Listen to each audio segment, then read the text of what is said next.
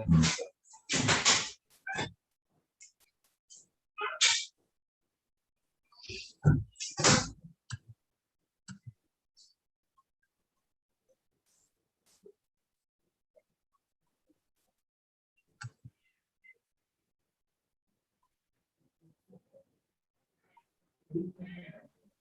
good morning, Mr. Yasir. Hello. Good morning, Mr. Yasser. Yes, hello.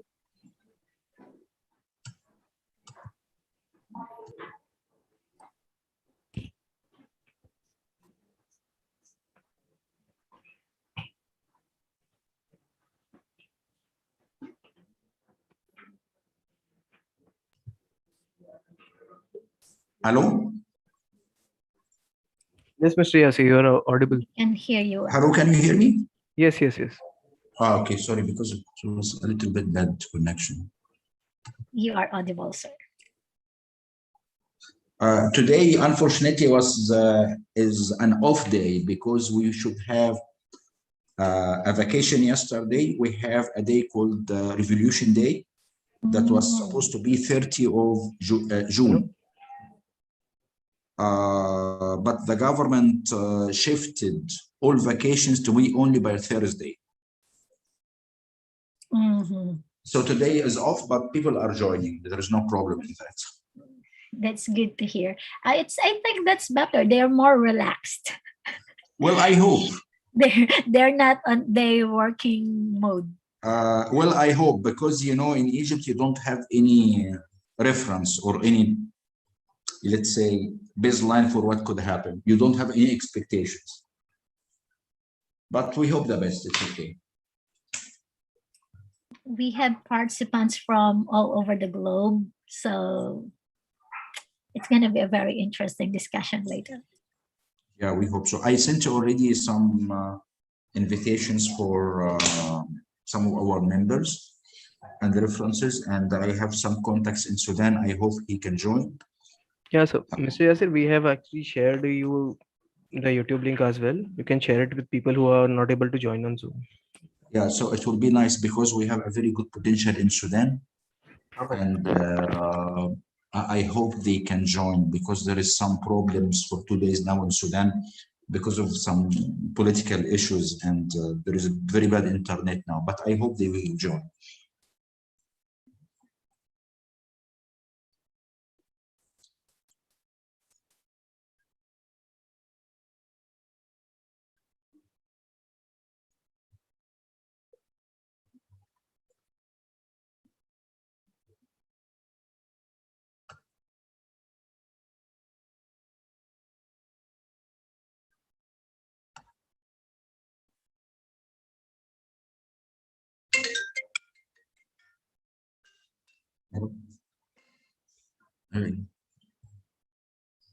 I'm done.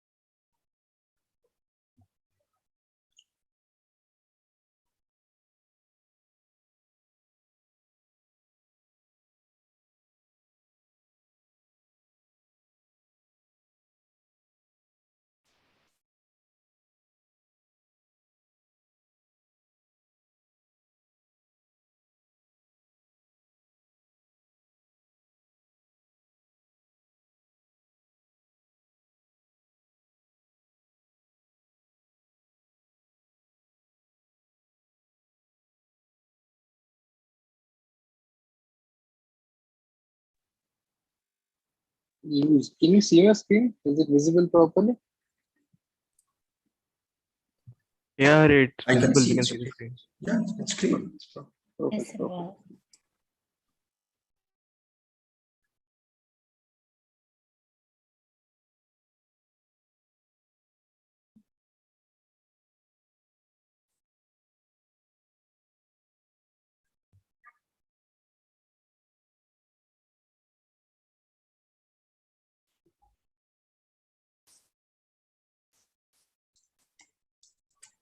We have 8 more minutes to go, and we will start right on time.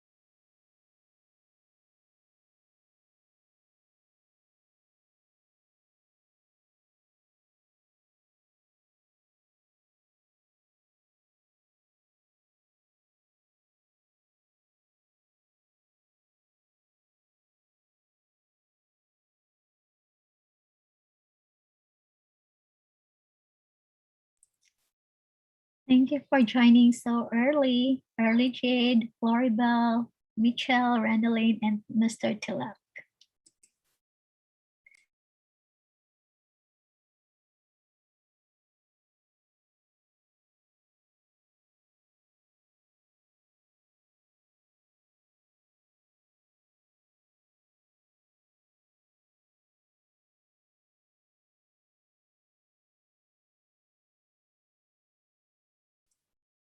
Mr. Muhammad is back, and just to inform everyone, we will start exactly 6 minutes from now.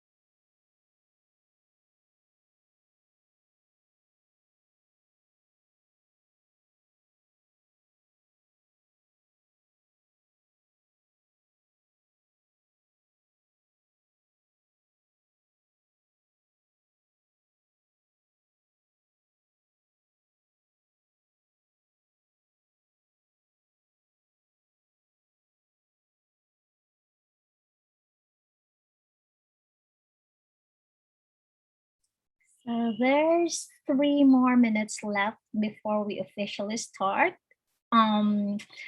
We've had registrants from all over the globe.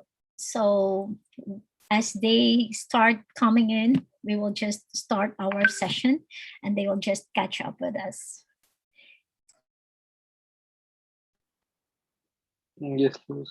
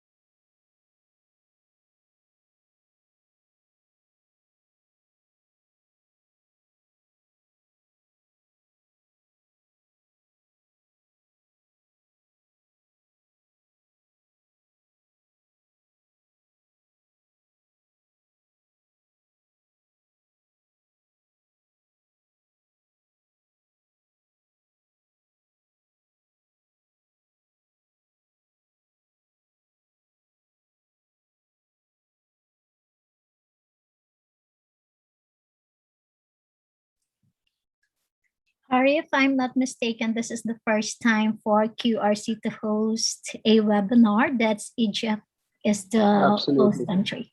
Mhm, right, Absolutely, absolutely. perfect.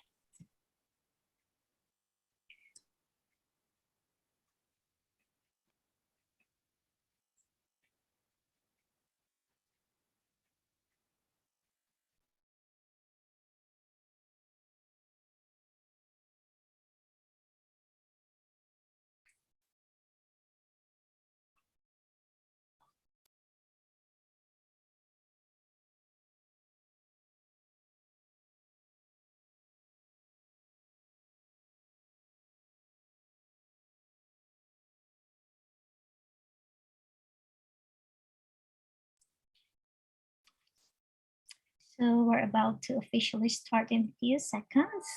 It's Hi. 4 o'clock. There, my computer reminded me it's time to start. So Harry, are you ready? Yeah, we Mr. can. Yes, sir, are you ready? Okay, so we will just officially open the event. And first, I would like to thank everyone for being around. So maybe it's also one thing that today is actually a holiday in Egypt, as Mr. Yasser mentioned earlier. So hopefully attendees will start coming in few minutes. And we cannot wait on them. We will just start. And again, first, I'd like to thank Abhishek for being always there to make all these events possible on time and in a perfectly manner. Thank you, Mr. Yasser, and of course, Hari. And thank you, QRC team. And of course, I would like to thank all the participants who are already here. Thank you so much for your time. We welcome you to this event. And first, I would like to hope that everybody is doing well and staying safe.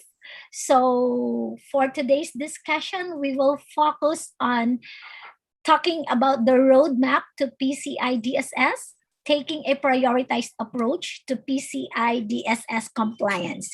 And this event has been made possible by QRC's collaboration with Rich Management LLC. And this aims to discuss multiple aspects of PCI DSS in maintaining and managing payment security compliance. So it is with this initiative and QRC and Rich Management's collaboration. And we aim to really provide awareness to different organizations in achieving compliance and certification. So for today's event, I would like to introduce to you guys our speakers. So we have Mr. Yasser Tantawi. He is the Managing Director for Rich Management LLC. And of course, he has over 25 years of experience working in business management and compliance domain, serving government and various industry verticals. To help him with, we have Mr. Hari Krishna Tiwari. He is QRC's one of the highly qualified QSAs. He has extensive experience in handling clients across multiple industry verticals like banks, IT service providers, payment gateways, third-party processors, data centers, and BPOs.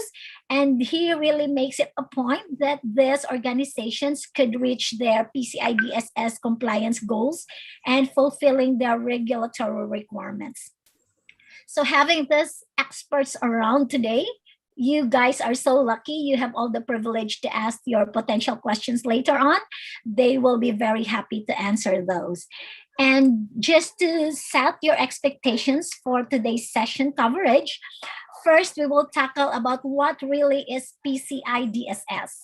So for us to really understand what PCI DSS is, we need to have an understanding of what is the payment industry all about. So they will help us in understanding those things. Of course, we will also tackle the applicability of PCI DSS to an organization, the benefits of getting PCI DSS certified, the high-level overview of the requirements for this regulatory compliance, and of course, what are the certification steps and what you can expect. Also, it is important for us to discuss how long it would take you to get certified. So they will be dealing with the timelines as well. And I think this is very important part. They will also discuss on what QRC's unique approach to minimize the hassle of going through the process of this compliance and certification. And for today's event, we will allocate a time for a live Q&A later on, later part of the session. So we will have that opportunity to raise possible questions to make sure that your organization's current process is with alignment to the standard of the PCI DSS. So with that being said, I would like to welcome you all again before we officially start, and I'd like to thank you. And without further ado, I would like to hand over the floor to Mr. Tantawi to start the discussion for the what is PCI DSS. So Mr. Tantawi, can you take over, please? Hello and good day for everyone. It's rather good morning, good evening, good afternoon, depends on the time frame we are having. And I will start with my session concerning to create a baseline for everybody about the PCI DSS requirements and PCI in general requirements and what's the scope out of it. Technically, the PCI was developed by the PCI Standards Council, and technically it's a platform or a global forum that's determined to enhance and assist on understanding the payment system requirements. Technically, we are looking for how issues related to how to secure the processing infrastructure of any sort of payment, let's say methodology through our payment infrastructures located worldwide. And according to that, there are several technical and operational requirements that are needed to protect the payment industry, and especially, of course, which is the highest concern, the cardholder data. We are going to cover through the PCI a complete journey for the payment industry, rather for retail payment, for the devices that we do the payment through, applications used, card processing infrastructure for service providers, just an example, for merchants as another option, and of course, whatever little organizations needed to operate properly for the designated infrastructure and designated tools they are using. So this is the key role of the PCI Council looking for. Next, please.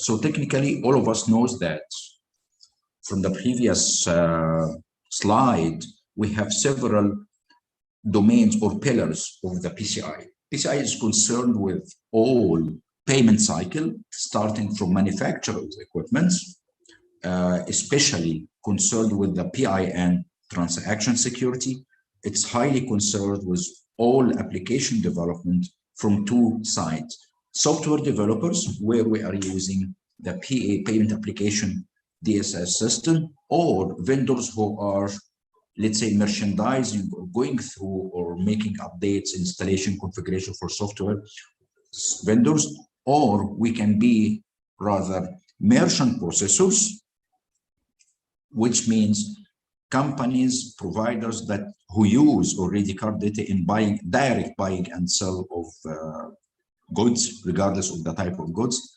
And finally, we are having, next one, please, Ms. And finally, we are having all of that to be secured, to be managed by a service provider, where we are going to see how that will happen.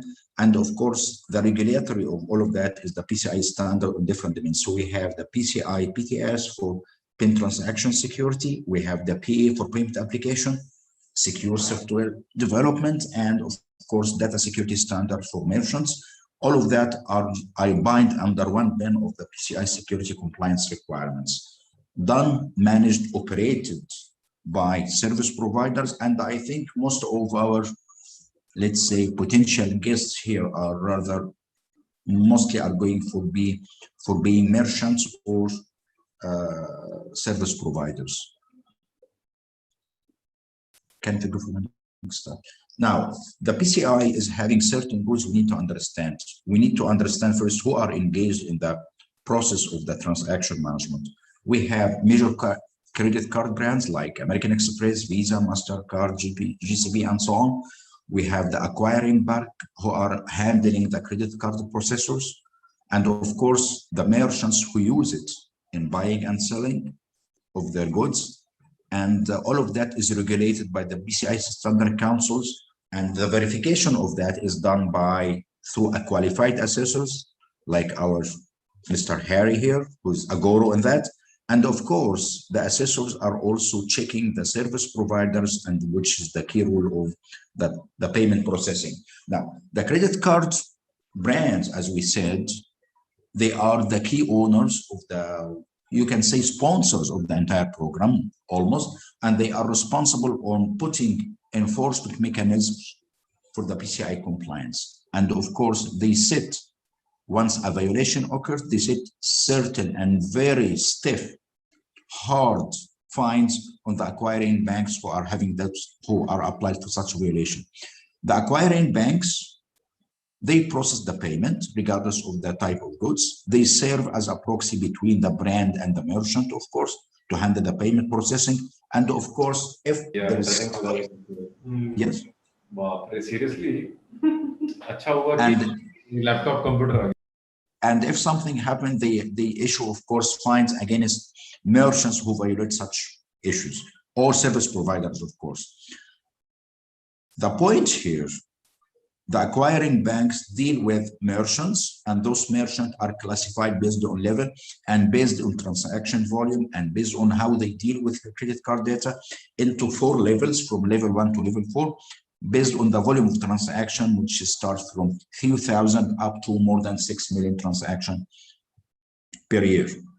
And those merchants are obliged to fulfill the PCI DSS requirements and to comply with the validation requirements, which is based on each level of that. So for each level, we start from the most strong level, which is level 1, up to the most soft one, which is level 4. So each merchant volume of transaction are based on, will have certain requirements to be fulfilled and certain issues to be done. The PCI security standard is obliged as a key rule to have the mandate to provide continuous maintenance of the PCI standard, and that's why we are having now PCI 3.2.1, which is now applied.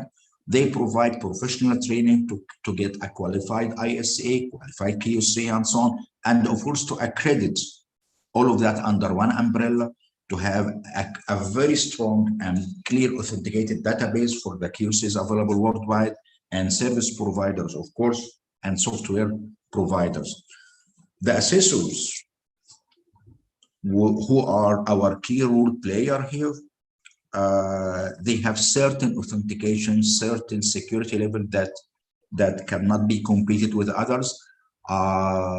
So we believe that the QC is having a key role here. That's why the job of the assessor is very hard, very harsh, and we can say it could be, seems to be very stiff and very not dynamic like others. But we need to understand two issues. Number one, the assessor is at the front end, the real defense line for any merchant or any service provider, any bank, against any violation that happens, because he is the one who's authenticating and making sure that the client is doing well and complying with the PCI requirements, in which he will not be applied for any violation or any fines and so on. On the other side, this is a technical standard. That means it's not only management standard like ISO, normal ISO standard. We are just getting some understanding and acknowledgement, perception from the management about how they give the standard, but it looks here for as a technical standard for in-depth technical domains of requirements itself.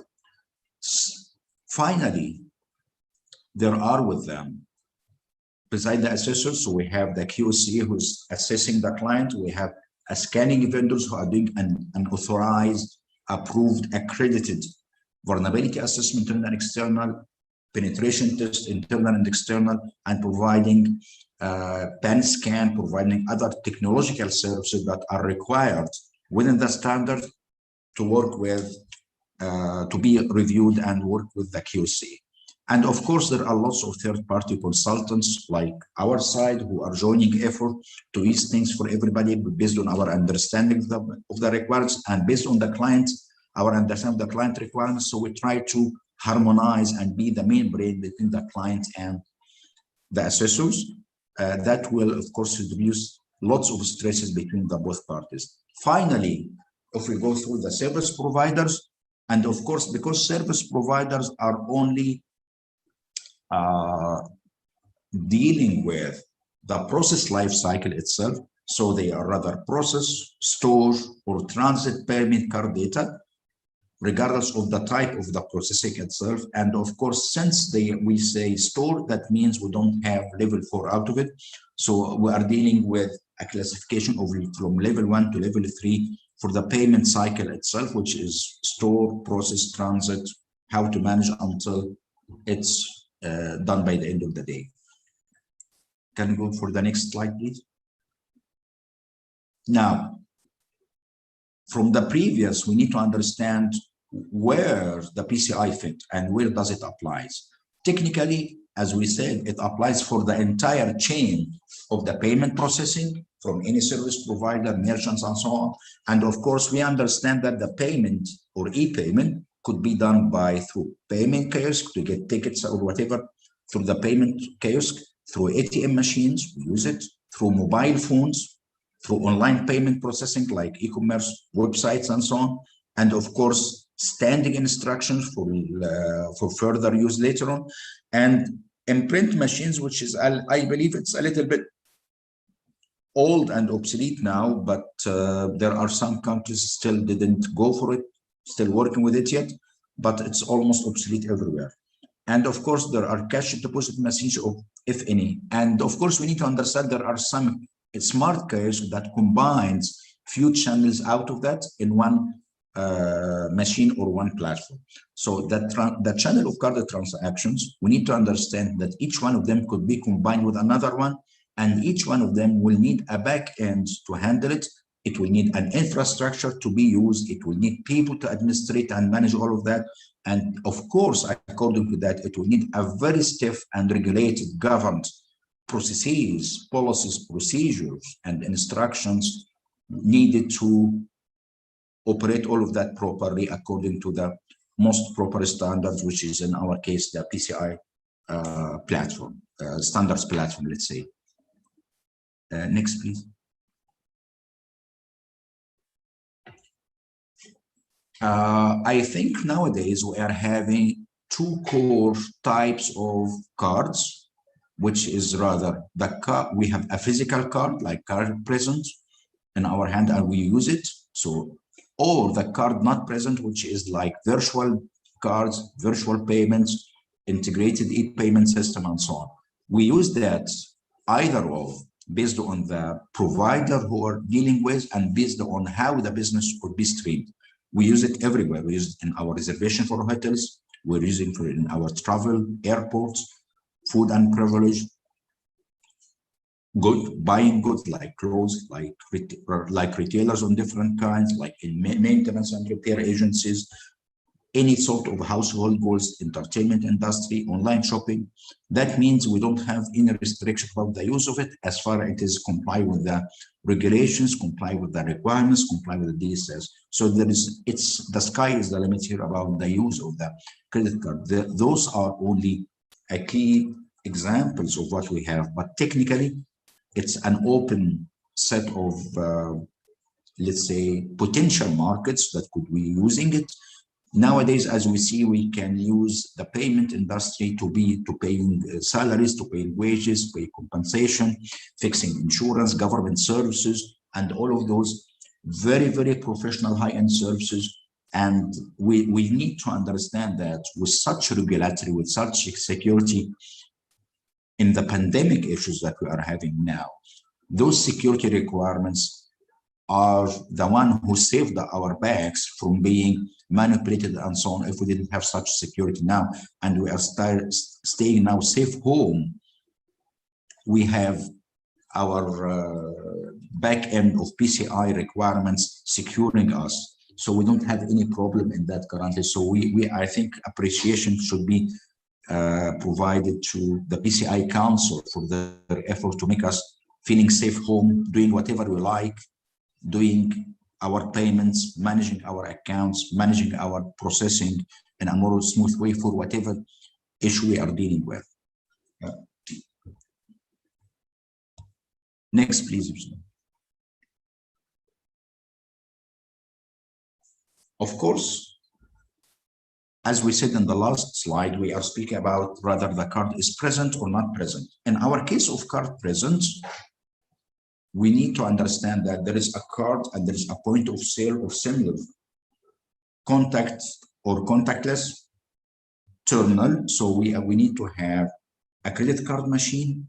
We need to have countertop, I mean a fixed one, which a definite brand that has certain security measures in place, that has certain system and system authentication level in place. We need to have a point of sale card or a contactless terminal. And of course, there should be a card reader, or it could be a card reader where we can have a virtual card, virtual payment module in our system. And we have lots of examples like that, like the virtual Visa card, the virtual smart cards card, and the point of sale that used by lots of payment gateways. So there are lots of cards there, card types, how we deal with it, and where the PCI is very open to lots or almost all types of contact and contactless cards. Next card, please. In case of card not present, that means we have certain payment mechanisms through a gateway, which is provided by e-commerce merchant. It's rather we use it in like online shopping carts, subscription and billing, electronic invoicing, certain orders taken by phone where we are requested by call center the credit card details or account details, payment application done. But all of those doesn't have a terminal that reads a contact or contactless card. So we are using like virtualized account. We process the virtual details that we are having for each payment, let's say transaction we are dealing with through the payment gateways.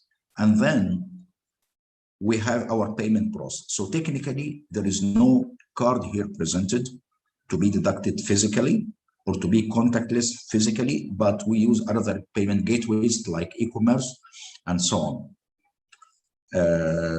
In this case, we might have certain we cannot say a threat, fears about abusing of cards and so on. And that's why payment gateways, regardless of the type, like billing system, invoicing, electronic order record, are using certain authentication mechanisms in which to validate that the real person is using the real card at the right time. We understand that the PCI is using a very nice, what we call it, the R rules, which is the right person at the right time, using the right process with the right transaction management system that he's using with. So that's to secure, of course, the payment and to avoid any misleading issues concerning our payment processing. Next, please.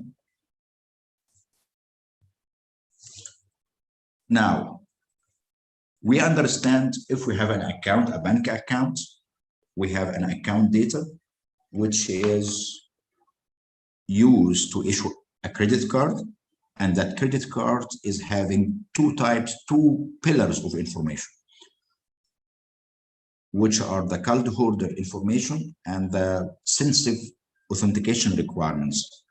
And information, as we know, once analyzed, once driven, are getting into data. And in this case, the account data or cardholder data consists of the account number, which is the PAN number, the cardholder full name as presented by the card, service code used, and expiration date. And of course, in our case, to secure the transaction and to provide a validation and proof that that transaction is done by that account, all of those information should be stored by the system itself. But on the other side, we have a fear of those information could be exposed, could be read by others, could be abused, could be mismanaged by others. And that's why in requirement 3.2 in PCI, it forbids all of those information to be shared, manipulated, stored, not encrypted, and not masked, except for the primary card account number, which is the PAN number, which could be visible, in which that will be the key reference information we have. But other, like cardholder name, service code, expiration date, should be masked or should be encrypted, not to be stored, not to be visible to non-authorized person, and should apply for the entire transaction, secure transaction process management as per requirement 3.2. Of course, there is a very sensitive information that we are having on the card, which is, of course, as we all know, the full track data, the records used in the track, the full card number data, and the CVC2, CVV2, or whatever type of 3 or 4 digits used to secure the authenticated card. And if any, there is a PIN or PIN block digits for it. The point is, there is no way, once such information are exposed, the card is under threat of being exposed to non-authorized person, and that's why requirement 3.2 does not allow any type of storing or being reused or abused by any facilitator, regardless as a merchant, service provider, or else. So there is no way such information to be stored, and that's why in most of the transaction we have mostly the account number to certain extent, partially masked, and the transaction number. And this is the key issues that we will refer to. And if we can see that in any of our payment slips, we find almost those key issues are done. Partial account number and partial information, which is only having the transaction number and details out of it. Next, please. And of course, as we say, those information, regardless they are encrypted or not, there is no way to process such information unless it's with certain scenario provided by 3.2. So there is no way, if we have the card data encrypted, but there is no way to be processed or stored by any service provider in our case. Now, the PCI is applicable to what we call it card cycle. The card cycle provides the cardholder data information, which is the transmission of our card, translation, let's say, of our card into information. So we need to understand how far PCI DSS is applicable to how to store it, how to process the transaction from the acquisition from the beginning until it's done by the end of the day, including conciliation of transaction, and of course, how we are going to transmit the payment actually, especially once we are having multiple tiers. We have service provider, we have bank, we have merchants, we have point of sale that's provided by another company or another bank and so on. All of that should be managed properly and integrated, secured, and so on. So those are the pillars that must be considered always in the credit card processing, which is the applicability and how far it's applicable to us. Next, please.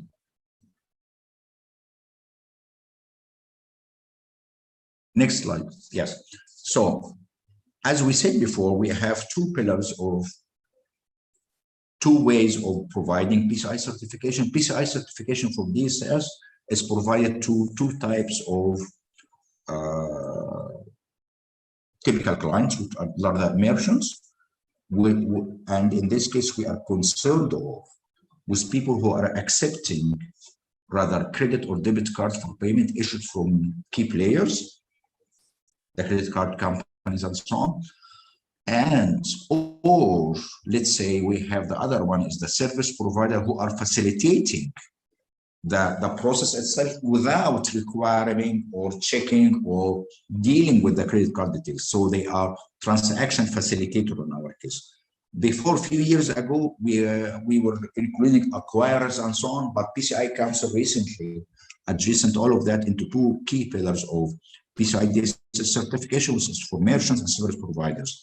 For merchants, we have two types of merchants.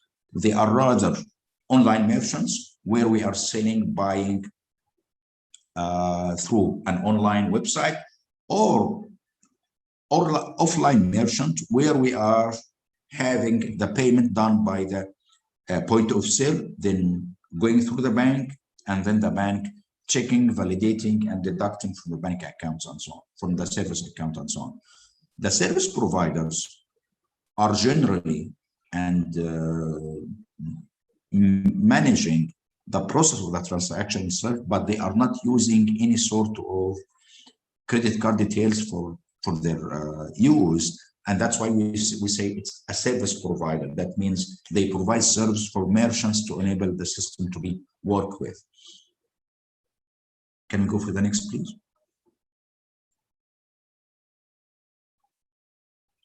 As we said, we have three key merchant pillars we can summarize into the brick and mortar one, which is the retail industry in general, where we are dealing with all types of payments, regardless of the whatever we are doing for government, for education, for payments for food, for transportation, for airlines, for entertainment, recreational activities, hospitality, medical issues, real estate, and so on. And of course, there are types of merchandising of services done through by email confirmation, by telephone order use, by call centers, and so on, and where we are having very strict understanding of cardholder data or CHD requirements, and how that could be managed and operated. And of course, the third way of doing the business is using e-commerce websites, where we are having a very popular to everyone e-commerce, and thanks for that, because this is the one who saved our lives in the beginning Corona and so on, as we understand. So whatever we are using any type of merchandising of goods, any type of handling of services, transmitting of user requirements through rather direct point of sales or similar, or we are using telephone orders, we are using by mail orders and so on, or other hard copies, like some organizations until now still use printed copies by fax and so on. And of course, the third one is e-commerce orders, which is the internet payment systems and so on. Next, please. For service providers, we have, of course, lots of types of it. So rather we are having acquiring banks, customer service requirements, companies that print cards, telecom companies that provide lines. We have managed service providers, hosting providers like data centers and so on, managed service providers who are rather providing like SOC services, providing managed people and so on, payment gateways regardless of the type of it, different data centers, payment processors, software development companies, remittance processing companies, call centers, contact centers, financial institutions, IT and IT service providers, collection agency, statements where they are using, of course, the statements and handling the collections, and of course, business process outsourcing, knowledge process outsourcing, which is a very unique service provided to serve the payment industry.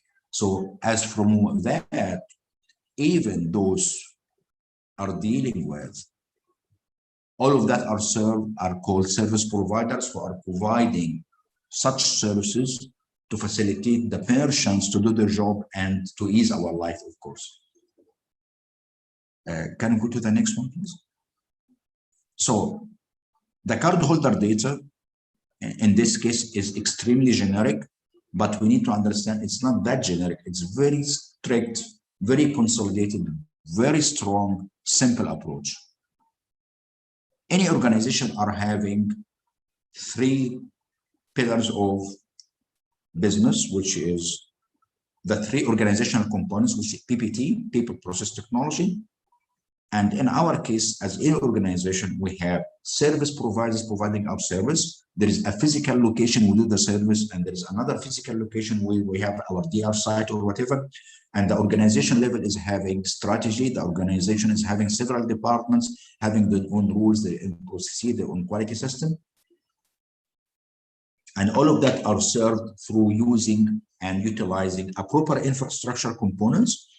Then we are using systems that help those infrastructure components to be up and running. And finally, we're having applications that will ease our lives from the user perspective or from the organization perspective. So the PCI, as any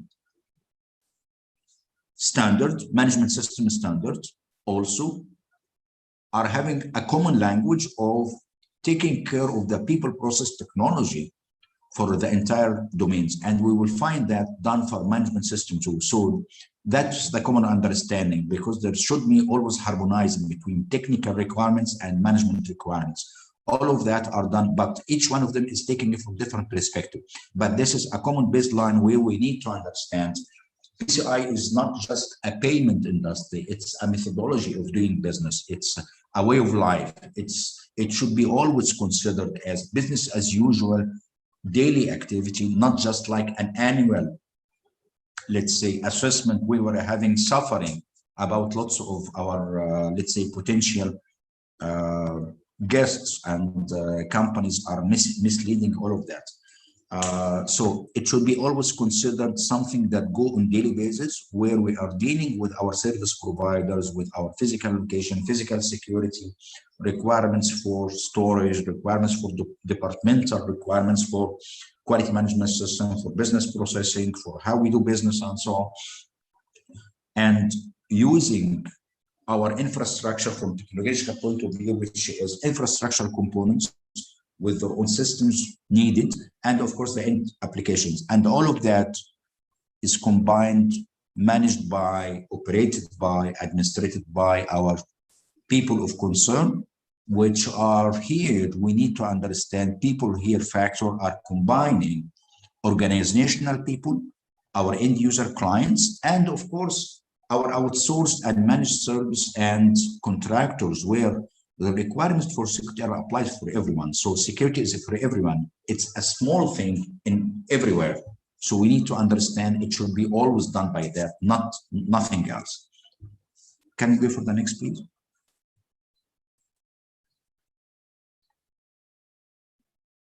There are certain benefits we can get it from the PCI. Maybe we can understand from the due course of the last few slides we shared through that there are lots of benefits, not only those what we see, but those are the key imperative security requirements. using security, it's putting a peace of mind in mind for any concerns and fear in the mind of any person. But on the other side, being secure give the organization a competitive edge against others. So it's a pinnacle in the business itself, and it's a marketing tool. So PCI is not only strict the business, but it provides a very nice marketing tool that share to others, that we care about our business, we care about our clients, and that's why we are securing and we are making sure that the payment, the accounts, the privileges, their ownerships are not misplated, manipulated, or abused or under any circumstances. And of course, protecting customer data, it's abide with the regulations and the other requirements, not only for PCI, but as we know, GDPR and other standards requiring securing customer data. So this point is becoming common for almost all standards. But in PCI, we are targeting harshly and very hard the cardholder data, cardholder information, transaction processing, and all of the life cycle to be highly secured. And of course, since we are having key players in card processing industry, we need to use it because it's mandated by the card issuers, mandated by them like Visa, MasterCard, and so on, where we need to have a certain understanding, everybody are having equal perspective, and all security requirements are fulfilled to avoid any fines applied. Those fines are really high concerning to the volume of transaction, because the fine is not related to the volume of transaction. It's related to the transaction itself, regardless of the volume of it.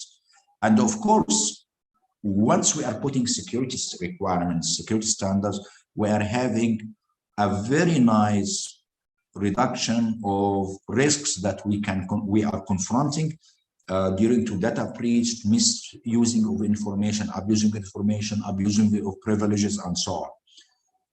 According to that, and of course, we understand that the reputation of the organization is preserved, and the brand, trademark, all those commercial requirements are preserved, not to have any violation, to have consistent infrastructure security requirements in place. So it's a complete privilege set. It's like a very nice flower set.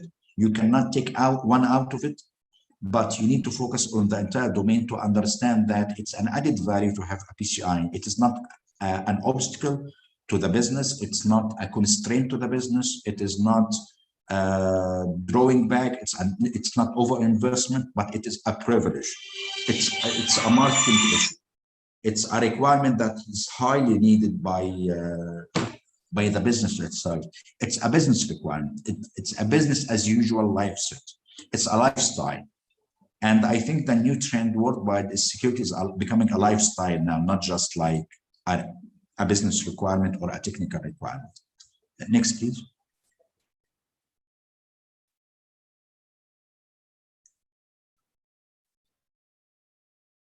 We said that there are some concerns that we are having in such if we are applied to certain fines. So there are implications of violating PCI requirements. It starts from a fine, the merchant, because of certain violation, that fine is starting from 5,000 up to 100,000, even more per month, for violation of requirements, regardless of the amount or volume or value of that transaction. But it goes for each transaction, actually. And this is a very hard fine, especially it is not only financial issues, because some people will say, okay, we'll pay and just pass it for 1 year. Because the reputation and the damage that could be following such fine is very harsh, because the first thing, any bank will ask for very strict regulation to review the contract, even void the contractual issues with the merchant. The merchant could be having cut ties with any merchant, and that means the merchant will have severe loss as collateral issues if not finishing or not fulfilling the requirements to avoid the fines.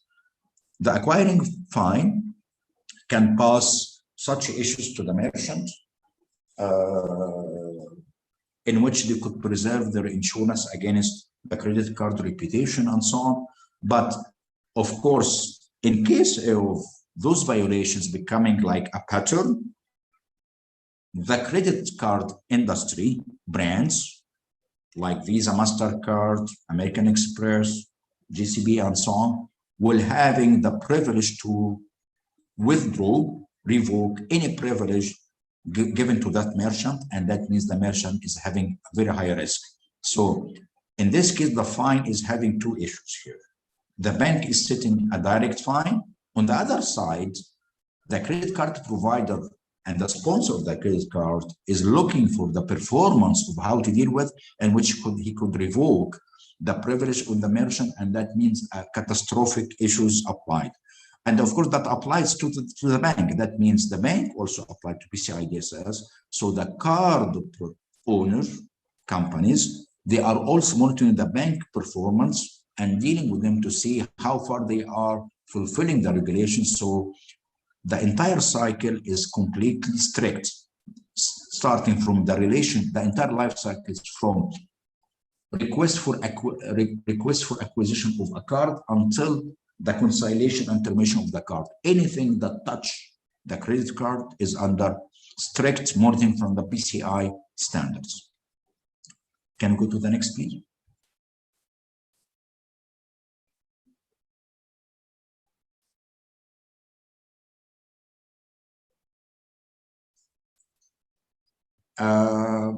I think we covered the types of companies, organization dealing with the business itself. With QRC, we have a very good success story. It's a brilliant one. It's not, what I am saying now is not a marketing issue, but it's a fact. We have a very good, reliable relationship, accountable, accredited, and we dealt with QRC from two perspectives, rather providing assessment services, QCA services for PCI certification, or providing technological services like ASCV services, like penetration testing, vulnerability assessment, and so on. QRC is having a wide and wide. That means they are dealing with the key worldwide, dealing with the best niche of payment systems worldwide, and having a very good experience with them. From my own experience, and to be honest with you, while we are dealing very strong with QRC, very simple, this is one of the few, I cannot say the only, but one of the few companies that I can deal with a team, not a single person, because you will find in the market lots of companies is based on only maybe one QC or one person doing the entire job, and there is only one QC on board and so on. But in QRC, you feel very relaxed because you are dealing with family members. You are dealing with a wide range of services, a wide range of spectrum of knowing the depth of the business. And of course, the key issue is not profession only, understanding of the organizational requirements, and to have a good experience, brilliant experience actually, in transmitting and translation of interpreting all of that into the PCI requirements. So you have the knowledge, you have the perception, they have the a huge umbrella of covered services performed by qualified, highly qualified people, elite. That's why we are very pleased to deal with that. We have experience with more than 7 QSA companies, or 8 until now. But to be honest, in the last few years, we feel that we are very confident with the coverage provided by QRC in our case. QRC is having a very good, and so we are having a very good experience in dealing with different types of clients, like dealing with business process outsourcing, knowledge process outsourcing, or outsourcing services. We deal with payment aggregators, payment gateways, payment process facilitators, rather online or offline merchants, banks, fintech, security as a service companies, and so on. All of those pillars, QRC is having very and distinguished understanding of how to do things. They have a really clear mind. Maybe some people and we have clients here from my understanding, might think they are hard. They are very soft because they are trying to present to people that security is not negotiable item, and it is done as the only solo front line once you are confronting any threat. So QRC is building the building bricks and the real business firewall against any threat facing the organization from their perspective. So they are very caring about all of that on long term. And of course, we have a very nice tight up with them, with QRC, and that's why we are, let's say, expanding our services together worldwide. Next, please. I leave now to Mr. Harry to take the role of presenting the PCI 3.2.9 requirements overview. And it was a pleasure and a privilege that I have this opportunity with you, all of us, and we hope to say business development for all of us in the future. Have a nice day from now. Thank you, Mr. Ghassan. Yasir. Thank you. Perfect. Luz, am I Thank you, audible sir. properly? Yes, you are. Perfect. Okay. So, Mr. Yasir, so far he has explained us about what is PCI SSC. Okay. What all various standards, which has security standards, which has been provided by the Payment Council, like whether it is PCI, PTS, Pin Transaction Security, or for software frameworks. Okay. Moving ahead, he explained applicability about the PCI DSS, that is, it is applicable to all such entities which are involved in storing, processing, or transmission of cardholder data. Okay, PCI DSS is applicable for those such entities, and also it is applicable for entities which can indirectly also impact the security of cardholder data. Moving ahead, he explained basic two categories for which this certification is applicable. First is the merchants, okay, who are accepting credit cards or who are selling some goods, and instead of while selling such goods, we make the payments to them. Or it can be a service providers who are providing services to those merchants. Okay, now moving ahead, let's discuss what all requirements are there in the PCI DSS 3.2.1. How many requirements are there, how to comply with those requirements, or what all certification steps or certification activities we are supposed to perform while this assessment is done. So first, let's start with what are the basic 12 requirements of PCI DSS. There are basically, in left-hand side, we can see there are 6 domains, okay, which are further segregated into 12 requirements. So first domain is build and maintain a secure network and systems. This domain talks about security of network and systems. First requirement, that is install and maintain a firewall configuration to protect cardholder data. That is, this requirement talks about the security of the perimeter of the organization, that is the network. Network is the most critical part of the organization because whenever the traffic comes to the system, it first passes through your perimeter only. So very first requirement, it talks about how to secure your perimeter or how to securely configure your network part. That is, some requirements which it talks about is you need to have whenever in case of any changes which are being done in the organization, a proper change management process should be followed. Then organizations are supposed to have a proper network diagram, okay, which lists down all the system components which are within the scope of assessment, like all network component needs to be there, server needs to be there, okay, all database needs to be there, all hardware component needs to be there. Then at the same time, they are supposed to have a data flow diagram also, which should explain how the data is flowing through the systems. That is, how the data is coming through the systems. Then what happens with that data, how it is being shared with the third parties. Say, for example, in case of authorization. So entire flow of the data should be captured in a specific document, which can be called as cardholder data flow. Then at the same time, this requirement also talks about you should define the rules in the firewall which should be authorized or which should be internally approved. Okay, like all the inbound and outbound rules should be specifically defined and approved by the organizations, then only it should be implemented on the firewall. Okay, and at the same time, you are supposed to review whatever rules you have implemented on firewall, okay, and router. You are supposed to review all such rules in every 6 months of period. Okay, that is, in every 6 months you are supposed to review whatever rules you have configured in the firewall. You are supposed to review these rules. Then some other control which this requirement talks about is about having anti-spoofing needs to be enabled in the firewall for the network component. Okay, then NATing needs to be configured, network address translation.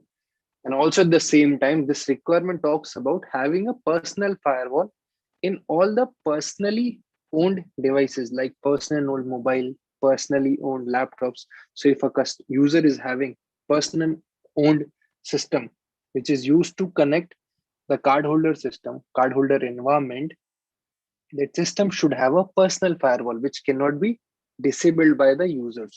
So this is all about requirement number 1, which talks about the security of the parameter or security of the network of an organization. Requirement 2, do not use vendor supplied defaults for system passwords and other security parameters. As in, see, usually what happens is whenever we get a system component from the vendor, for example, if we get a Cisco firewall, a FortiGate firewall, okay, or a Windows server from the vendors, it usually comes with a vendor default accounts like admin, okay, like Cisco. So this requirement talks about you are supposed to change all the, or you are supposed to disable all the vendor supplied default accounts, like all admin, all generic accounts like admin, okay, Cisco. You are supposed to remove it. If you are not able to remove it, like if there are some system components where you cannot remove such default account, in that scenario, you are supposed to disable such accounts. Okay.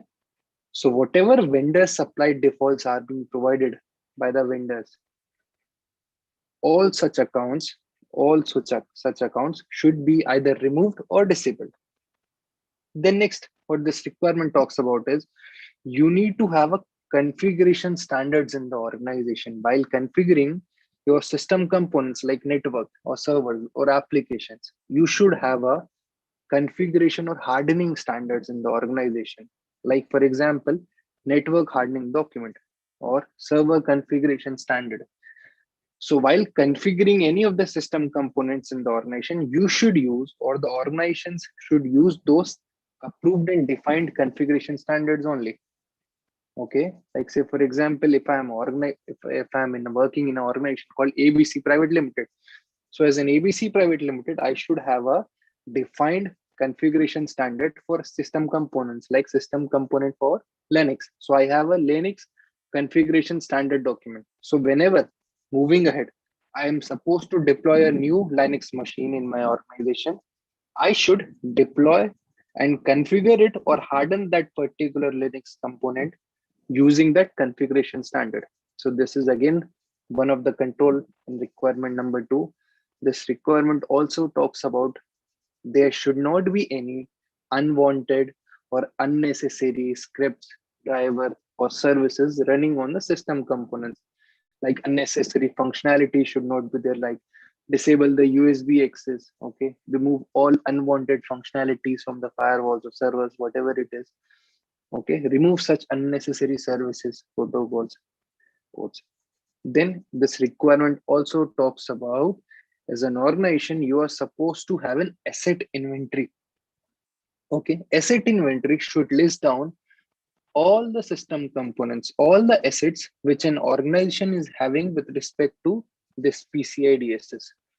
Okay, it can be network components, it can be your firewalls, it can be your switches or routers or database or application. Okay, so whatever system components are there within the scope of this PCI DSS, you are supposed to make sure that it is being documented in asset list. Okay, and at the same time, you are supposed to provide what is the functionality of that particular system. Okay, so there should be an asset inventory which should list down all the system components which are there within the organization, and at the same time there should be a functionality defined for each and every system in that same list. So this is requirement number 2, which talks about do not use vendor supplied defaults. Moving to second domain, that is protect cardholder data, is another also having 2 requirements. Requirement number 3, protect stored cardholder data and encrypt transmission of cardholder data across open and public network. Okay, so this requirement talks about how to securely or how to store or how to manage cardholder data while storing or transmission. Okay, so requirement number 3 specifically talks about how to secure the data while storage, and requirement number 4 talks about how to securely transmit the cardholder data over the public channel. Requirement number 3, that is security while data is at rest. First point, now whenever an organization is storing any cardholder data, first of all, they are supposed to define the retention period of that stored cardholder data. Now, the retention period can be based on their business requirements. First of all, if they do not need it, organizations, they should not store it. But if they're storing, then definitely they are supposed to have a defined retention period, like they are storing for 5 years. Okay, so after the 5 years are over, they also need to define a mechanism using which the data can be deleted automatically or manually. So they need to have a process which can delete the data, stored data after the retention period is crossed. Okay, this is the first point of requirement number 3. Then also this requirement talks about do not store any sensitive authentication data. That is authentication data or the data which is used to authenticate the transactions, that is either the magnetic stripe or the chip data. Okay, these days we are having a chip data in the chip data, so organization is not supposed to store a magnetic black stripe data or chip data, or they should not store pin, or they should not store CVV or CVC value. Okay, so these are the data which an organization cannot store until unless they're an issuer. That's an exception which is being provided to the issuing entities. Otherwise, no such organizations, they should not store CVV, track data or chip data or pin value.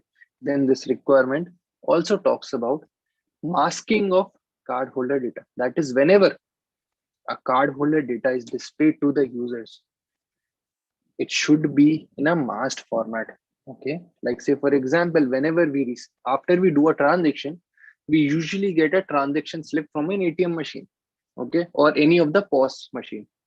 You guys might have seen that initial 12 or initial 12 digits are masked by XXXX and only last 4 digits are visible, or in some case first 6 and last 4 digits are only visible and remaining are marked XXX.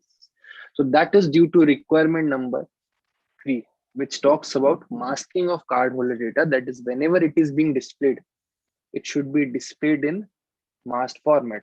Okay, it should be only displayed to the users for which they are having their own card. Say for example, if there is an application where I'm supposed to see my own credit card or debit card, in that scenario, I can see 16 digit because I am the legitimate user.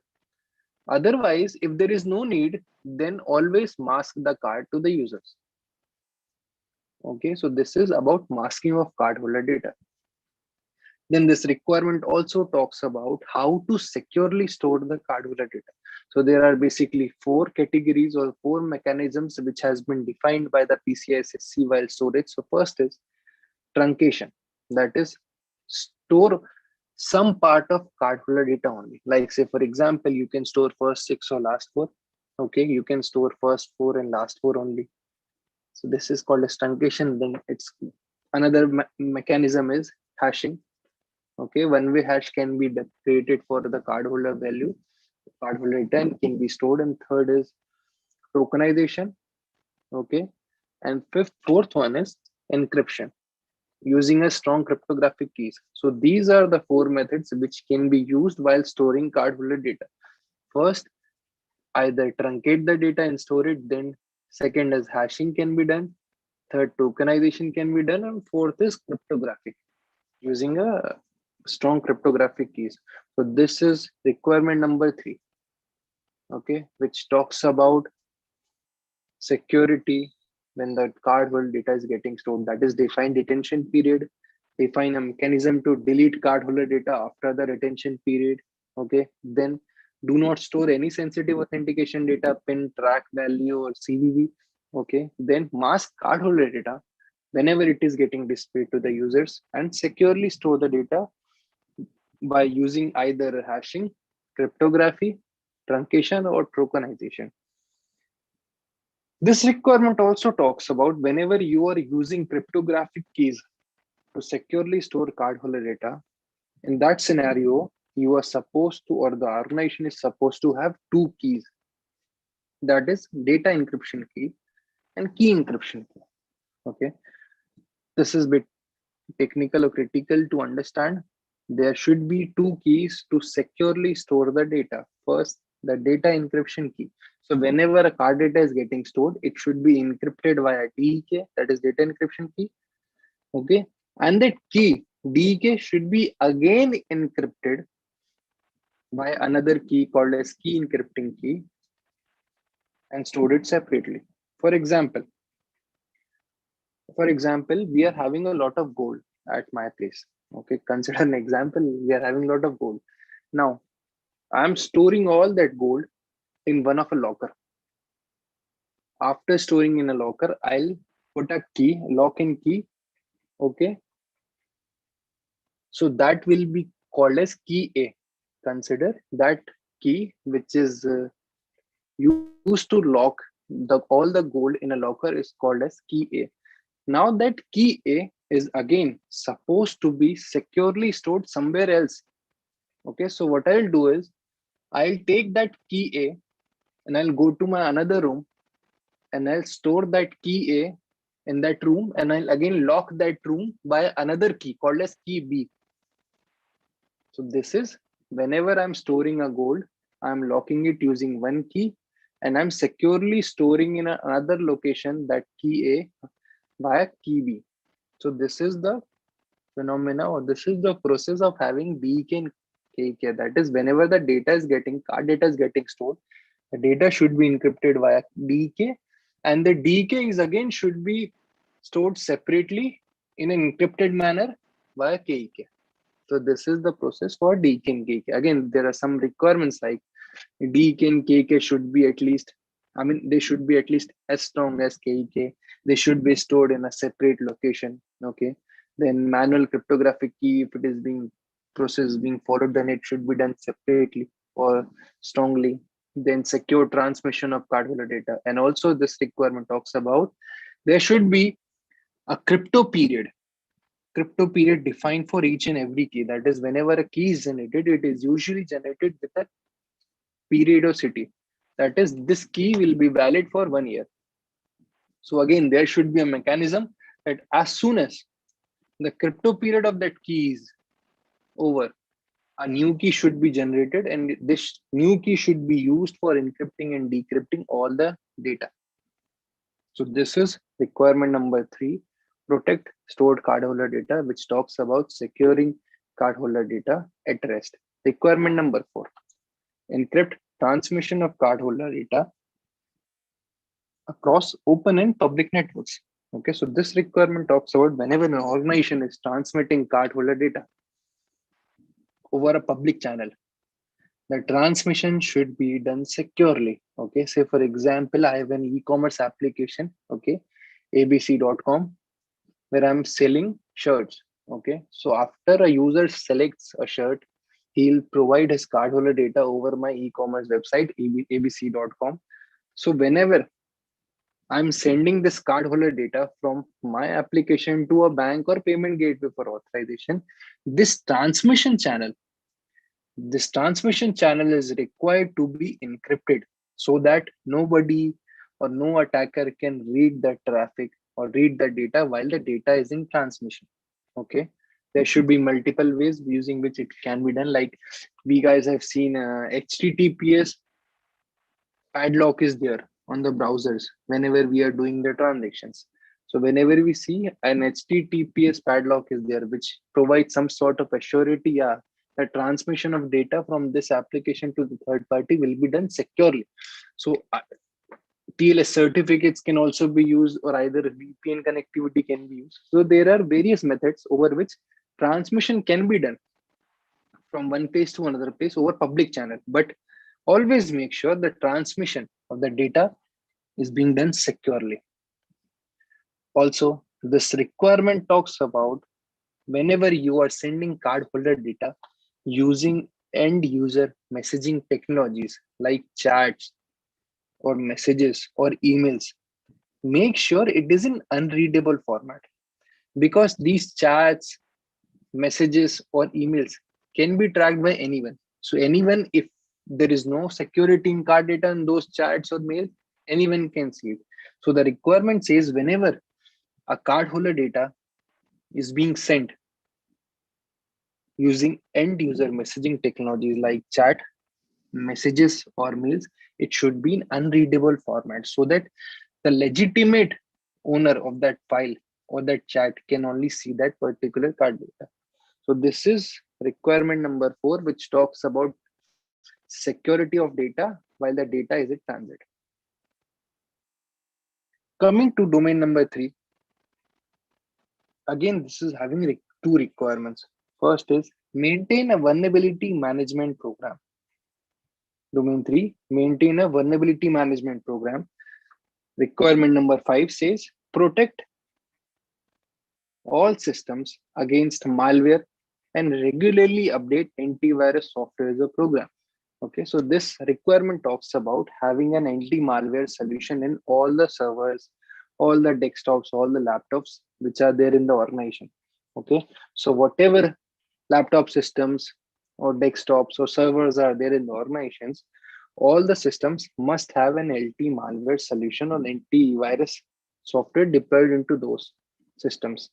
Now, at the same time, those antivirus solution should be configured in such a manner that it cannot be disabled by the users until unless there is authorized permission from the management. Okay, or it should be configured to perform the daily scans or periodic scans or signature updates. It should be configured in such a manner that it should update the signatures, okay, at least once in a week or daily is perfect. And it should perform the scans also after the signature has been updated. And all the logs of the antivirus, that is scan logs or signature update logs, are required to be stored for 1 year. So this is the requirement about antivirus. That is, all the laptops, desktops or servers which are there in the organizations must have cardholder data, must have anti-malware or antivirus solution deployed into it, such that a user cannot disable that solution.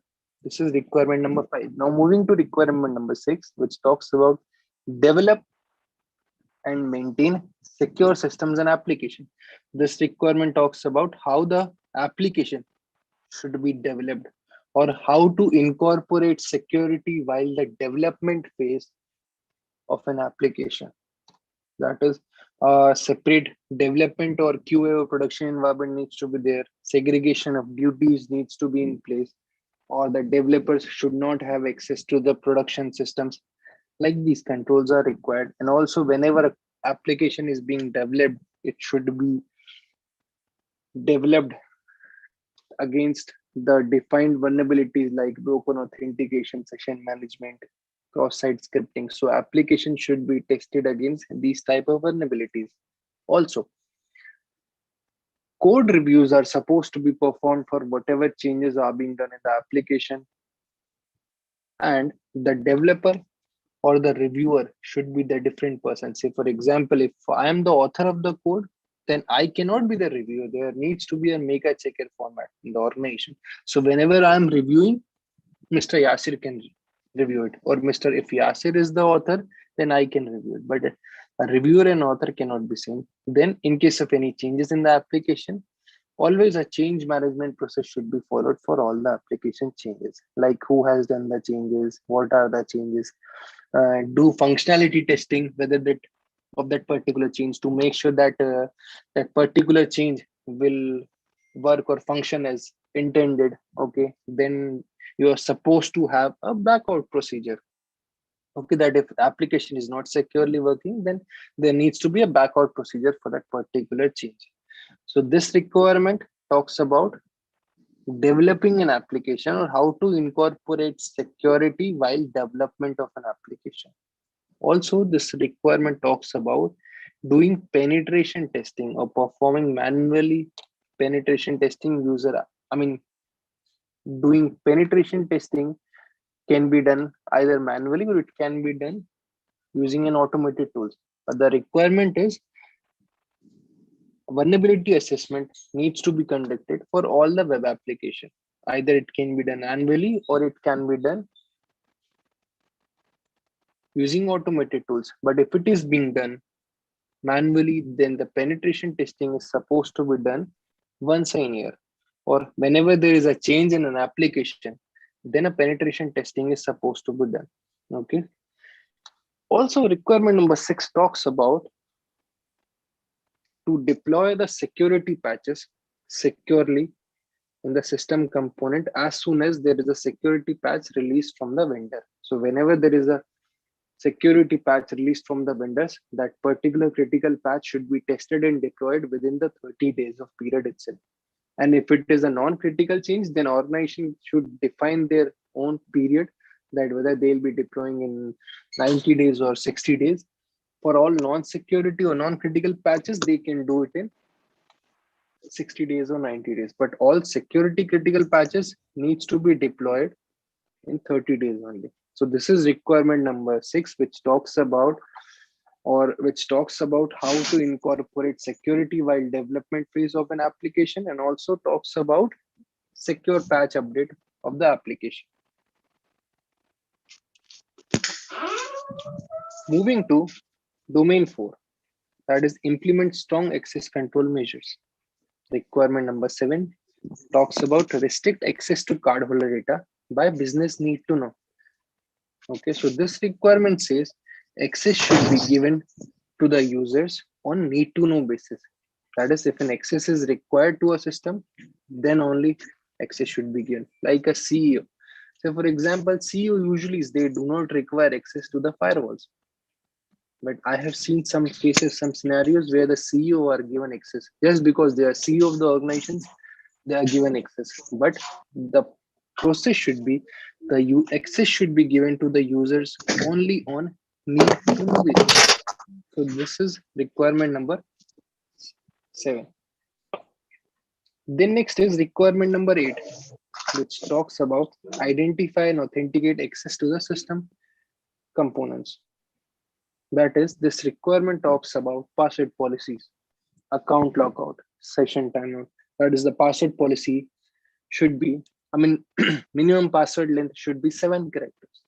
Okay, users should not be able to use their last 4 passwords, or the complexity of password needs to be there, like it can be alphanumeric with special characters into it. Then password expiry needs to be there. That is, user is supposed to change their system passwords in every 90 days or 60 days, but the defined period is 90 days. So this is the password policy which this requirement talks about. Then session timeout. That is, if the session is ideal for 15 minutes, the session should be terminated and user should be required to relog into the system. Then account lockout needs to be there.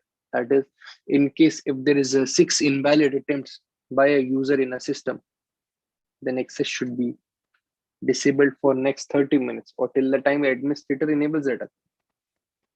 Also, this requirement talks about there should be a unique user ID per user, okay, or unique username. There should not be a common username, or users should not use generic accounts like admin, okay, like any name of company or ABC. There should be only generic or unique user accounts. Also, there should not be any shared user accounts. I should have access to my own account. I should not share it with anyone else.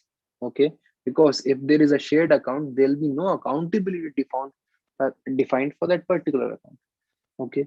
This requirement also talks about multi-factor authentication. So any non-console remote access to the system components should be over multi-factor authentication.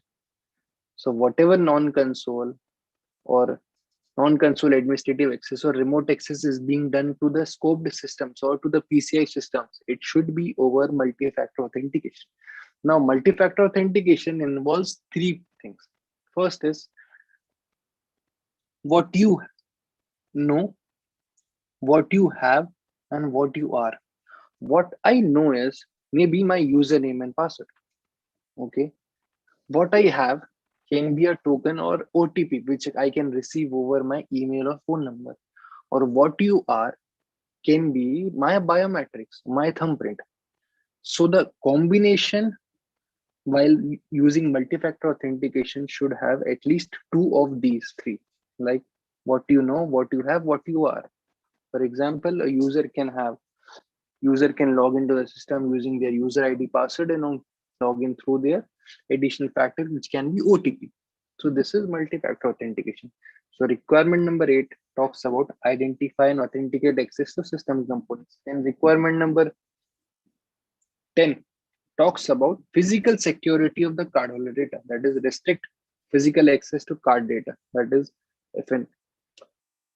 How to securely store, securely or physically protect office premises or an infrastructure data center where the data is getting stored. So this requirement talks about secure physical security, like you can have a CCTV records. Okay, like biometrics can be in place. Visitor management process needs to be followed.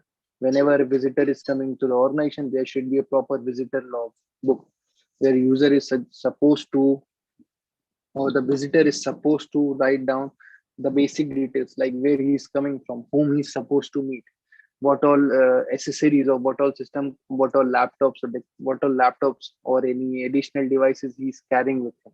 Okay, those details needs to be incorporated in a log register book or visitor register book. Then and visitor ID card needs to be given to all the visitors.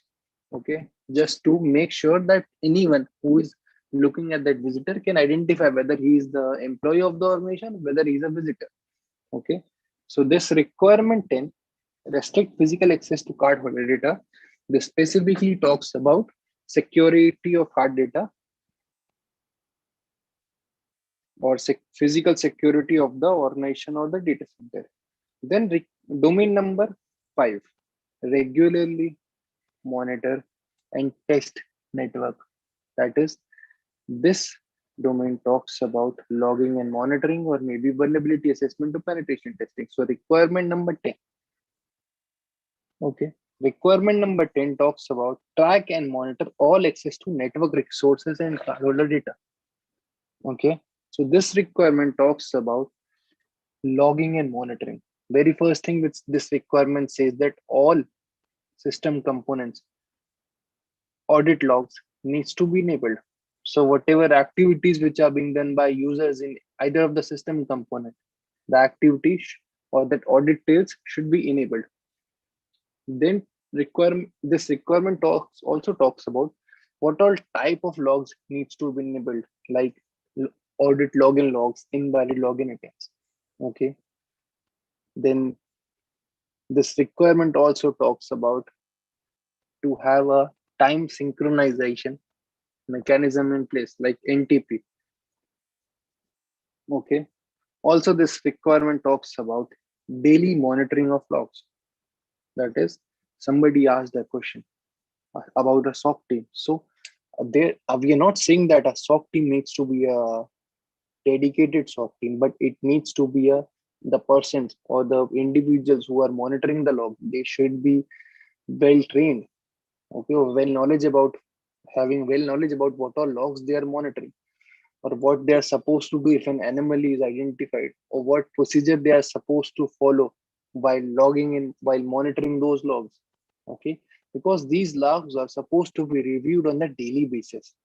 Okay, now this monitoring of logs, not necessarily it is supposed to be done manually. Okay, these monitoring of logs can also be done using some automated tools. Okay, so it's the discretion of the organization whether they want to review these logs automatically using some tools, or if they want, they can do it manually using their internal teams or in third party teams. So this is requirement number 10, which also talks about retention period of the logs. So logs of all the system components, what all activities have been done, administrative activities have been done in the system component, needs to be logged for at least 1 year. Then requirement number 11, regularly test security systems and processes. This requirement talks about vulnerability assessment and penetration testing of the system components. That is, in every quarter, internal VA, that is, vulnerability assessment is supposed to be done for all the internal facing systems, and ASV scan, that is, external scan, is supposed to be done for all the external facing systems in every quarter. Also, penetration testing is supposed to be done for all internal facing systems or external facing systems annually, or in case of any changes in the infrastructure. Okay, so the vulnerability assessment needs to be done in every quarter, and penetration testing is supposed to be done annually. Then this requirement also talks about segmentation testing. So if a segmentation has been done in the organization to isolate systems or to isolate CD systems from out of scope systems, then in that particular case, segmentation penetration testing is supposed to be done twice in a year for service providers. And in case of merchant, it's supposed to be done once in a year only. Then this requirement also talks about to have two security components like IDS, IPS to monitor the traffic which is flowing through the network, and also to have a file integrity monitoring or change detection software in the systems. That is, in case if there is changes in any of the files or any of the system components, this change detection software should be generating an alert. Okay, so for example, if I have logged into the firewall or logged into the server, I have by mistake deleted some file, deleted some system configuration file. Until unless somebody is reviewing the logs, nobody will come to know that there has been deletion of a file. So this, what an FIM or change detection software will do, this will automatically at the same time will generate an alert so that somebody can get to know that, yeah, this change has been done, this modification, this changes or this deletion of file has happened. Okay, so there is a requirement to have a file integrity monitoring solution or change detection software as per requirement number 11. Moving to domain 6, that is the last domain and the last requirement, maintain an InfoSec policy or information security policy. That is, maintain a policy that addresses information security for all personals. Okay, there should be an information security policy in the organizations, which should be acknowledged by all the personals of the organization. Okay, then this requirement also talks about having acceptable usage policies for the system components which are there in the organization.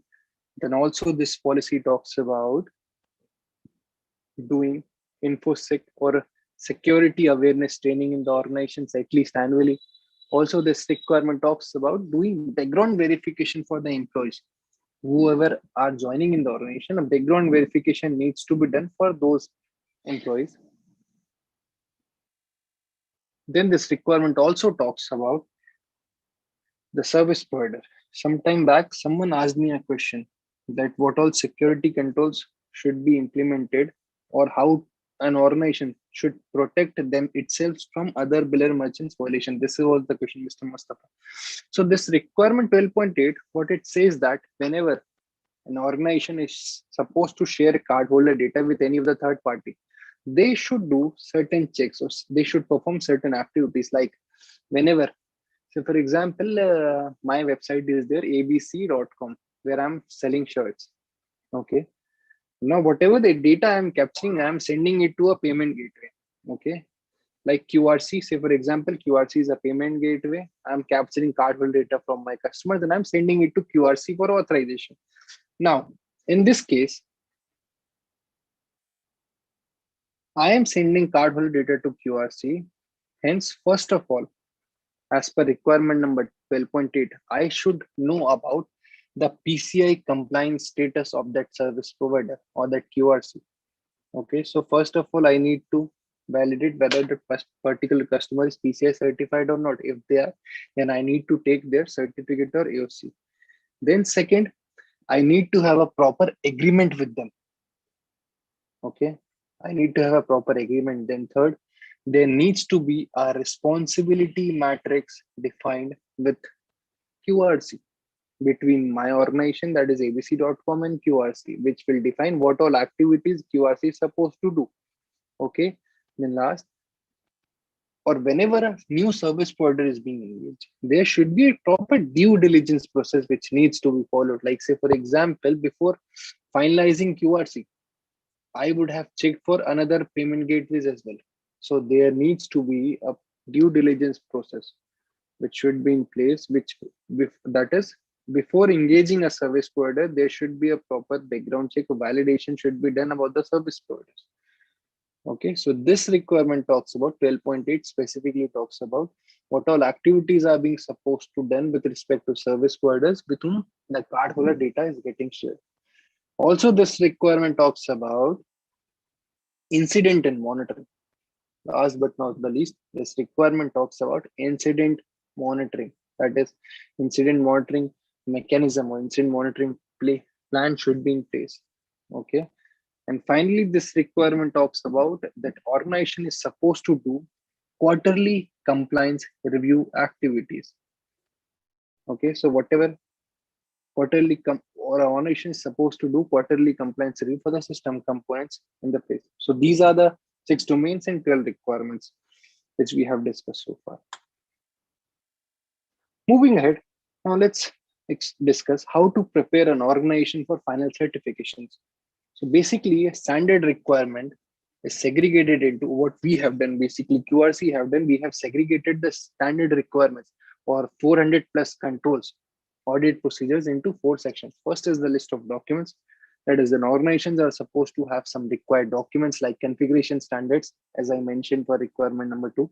Then list of records, okay, like change management record, network diagram, cardholder data flow, asset inventory. These are some records. Then some list of solutions which are required like IDS, IPS, anti-malware, FIM. Then configuration settings on each systems like password policy, account logout. Okay, so in order to prepare for PCI certification, organization should start with this list of documents, list of records, solutions, and configuration settings. Now let's see what all solutions are required to comply with the standard. First is organizations are supposed to have firewall, routers, and switches. The very first requirement about the security of the parameter. Organizations are required to have firewall, either switches or router, to protect the security of the network or similar technology if the infrastructure is on cloud.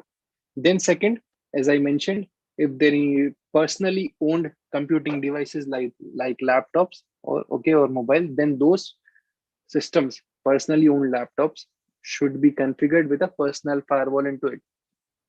Then a key management solution can be used. Okay, so one mechanism to securely store cardholder data was to using a strong cryptographic keys. So in that particular case, a key management solution like HSM can be used, okay, to securely manage and store the data encryption keys or key encryption keys. Then requirement 4, which talks about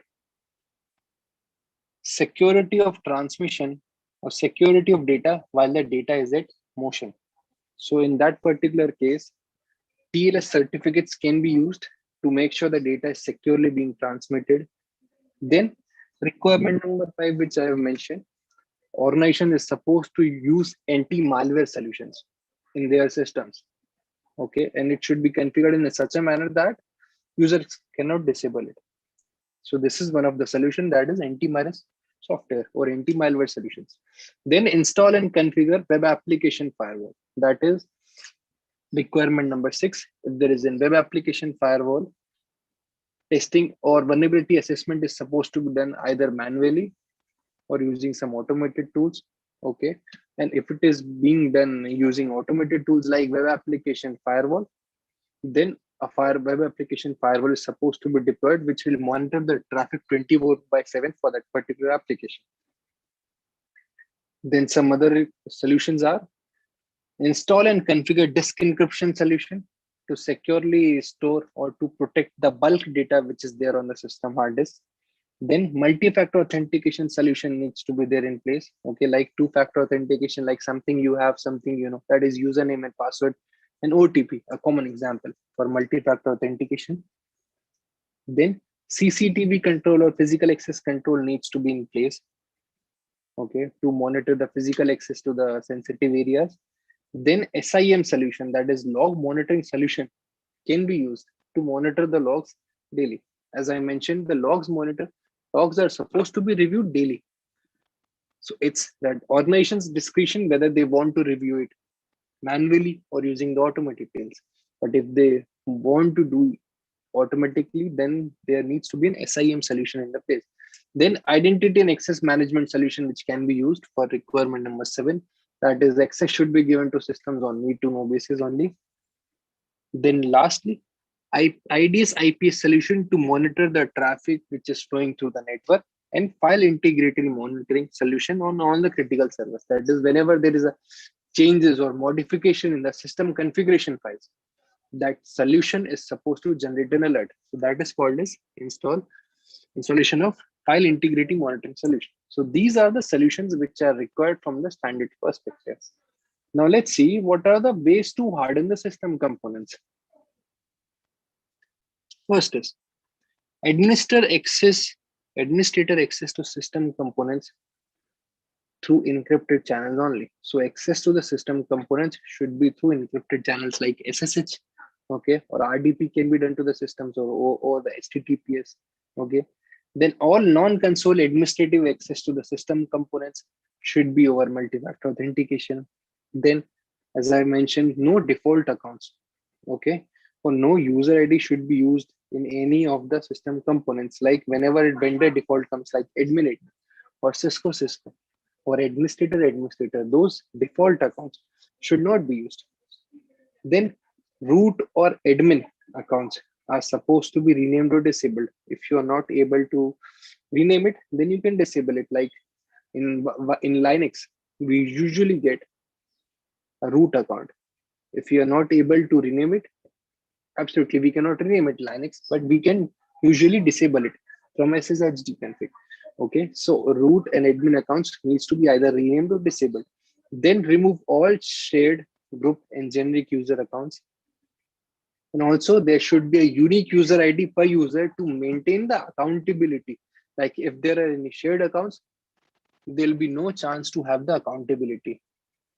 Then, as I mentioned, organizations are supposed to have a configuration standards. So all the new system installation should be hardened as per the defined configuration standard in the organization. Then sensitive authentication data, that is track or chip data or PIN or CV, should not be stored. Exception is only given for the issuers. Then transaction, debug, trace or history logs should be enabled in the application, okay, which is handling cardholder data. Then all the critical patches, all the security critical patches are supposed to be deployed in 1 month of period, 30 days. And remove all inactive. If a user has not logged into the system component from last 90 days, remove his access or disable his access from that system component. Implement account lockout settings. That is, in case of 6 invalid attempts, account should be logged for 30 minutes or till the time administrator enables that account. Password policy needs to be enabled. Minimum length of characters should be 7. Password complexity needs to be enabled. Okay, then password history, as in user should not be able to use his last 4 passwords. Then password expiry should be implemented, like user is supposed to change the password in every 90 days. Okay, And also user is supposed to change the password at first login. So whenever a user is doing their first login, their default password should be changed. Okay. Then user password encryption is supposed to be implemented at the time of transmission and storage. So whenever a user password is being transmitted or stored, it should be done securely.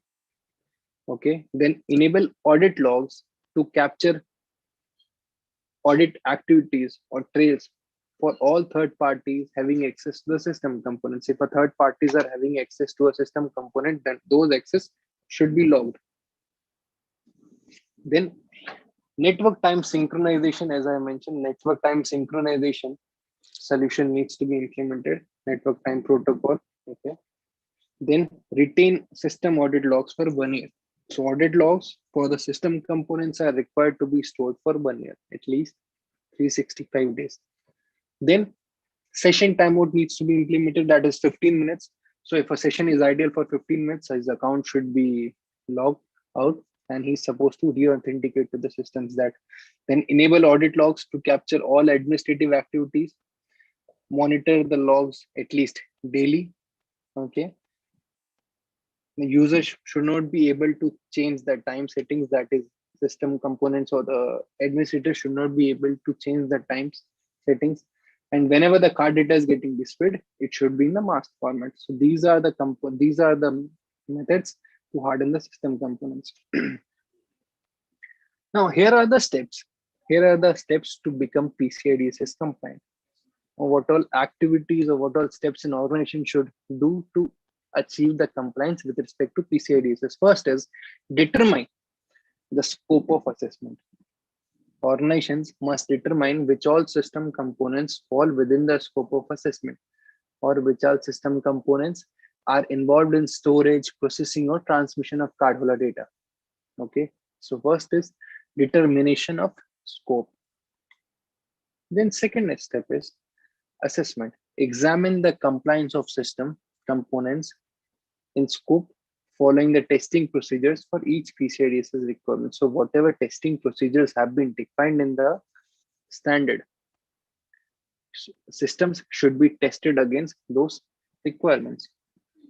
Then third is remediation. That is, after the assessment has been done for whatever controls are mentioned in the standard requirement, remediation is supposed to be done. Say for example, if there is a requirement to have asset inventory, okay, and after defining the scope, you have identified that there is no asset inventory. So third step, remediate, will talk about to address the controls which are not in place. So in third step, an organization is prepared to close the gap, that is to prepare the asset inventory. So remediation is a step to controls, to implement the controls which are not implemented or currently in non-compliant state. Fourth is a report. That is, assessor or the organization will prepare the report. That is either SAQ or ROC after the audit or the remediation has been done. After the surety that all the controls are in place, the assessor or the organization is supposed to prepare either SAQ or ROC. Okay. And if there are compensatory controls, an organization is supposed to write it down in the particular report. Then step 5, attestation. That is, complete the appropriate attestation of compliance document. So this is the document which an organization is supposed to share with their customers. So after report is prepared, attestation needs to be done. Then last step is, you are supposed to, an organization, if required, they can submit their SAQ, ROC, and other scanned documents to their payment bands or to their acquirers if requested. Okay, so these are the steps which are required to become PCI DSS compliant. That is, first, determine the scope of assessment, then perform the audit. Third, remediate if there are any controls, if they are missing, remediate the controls, close the gaps. Fourth, prepare a report. Okay, fifth, attestation of compliance.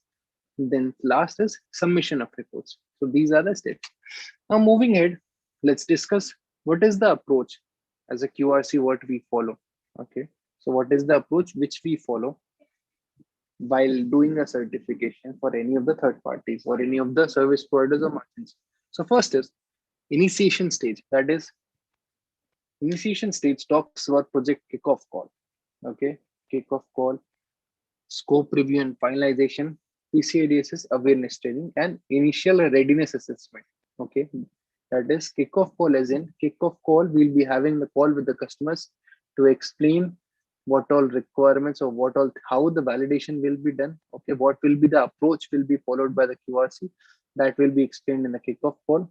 Then scope review and finalization. Okay, we'll be defining with the help of customer that what is the scope of assessment, what all system components fall within the scope of assessment. Then third, we provide awareness training to our customers. Then we perform initial or readiness assessment.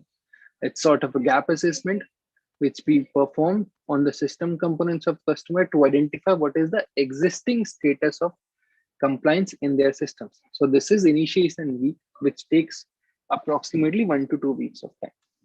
Then next is phase 2, remediation. That is after the gap assessment or initial assessment has been done, QRC will prepare a gap assessment report and they will submit it to our customers, identifying what all controls are in place and what all controls are not in place, providing the recommendations accordingly that what they are supposed to do to make sure the controls are implemented. Okay, so this is a part of remediation. After the remediation of the control is done, next step is evidence collection. Okay, evidence collection, as in the evidence collection will be done as per the requirement sheet or the controls which are mentioned in the standard. So this phase of remediation takes approximately 4 to 6 weeks, because it depends upon the organization as well that how much time they will be requiring to close those identified gaps. Then phase 3 is the final assessment activity or final assessment phase, where the QSA will perform a final on-site assessment, being physically present at the customer premises in doing the audit or doing the assessment, followed by the internal review or internal QA of the evidences, okay, which have been submitted by the customer. Okay, then third is report preparation and QA. That is, as an assessor, we will prepare a ROC or AOC document to submit it to the customers. So this is the third step of final assessment activity. Now fourth phase is release stage. Release stage, as in we are supposed to release or issue certificate, ROC, AOC, and a web seal to the customer. That is, as a final stage, we are supposed to provide the certificate to the customer, which states that yeah, they are PCI certified. And also at the same time, we prepare a PCI annual charter and provide the guidelines to adhere those requirements, how to do that annually. So these are the 4 phases. Phase 1, initiation stage. Phase 2, remediation. Phase 3 is final assessment, and phase 4 is release stage. So these are the stages, or these are the certification approach. This is the approach which we follow with our customers. Now we'll segregate it activity wise. First is the kickoff call, which I mentioned. So task is we define and discuss the approach, whatever approach we'll be following throughout the certification process. That approach we'll explain it to the customers. We'll explain the roles and responsibilities of the various team members which will be involved in the assessment, like what PMO will do, what consultant will do, what QSA is supposed to do. Okay, so we'll explain the roles and responsibility of the various team members. Then we define the tentative timelines for each and every project activity. That's say, for example, how much the readiness assessment will take. Okay, tentative timelines for that. How much remediation will take, how much time remediation will take. So we will be defining tentative timelines for each and every activity. Then finally, we identify the SPOC for all communication. So these are the tasks, or these are the activities which QRC does as part of kickoff call. Now, after the kickoff call is conducted or completed, we share a draft project plan with customers. Okay, tentative timelines against whatever activities or each activities a customer is supposed to do. Then project team identification, that is who will be the PMO, who will be the consultant, or who will be the QS. Then we provide access to QRC portal. So we have a QRC portal where customers can upload their evidences. So what we have done, instead of asking evidences from the customers over the mail, which is not an appropriate channel, most of the time. So what we have done, we have created our own portal where the customers can log in and upload the evidences. Okay.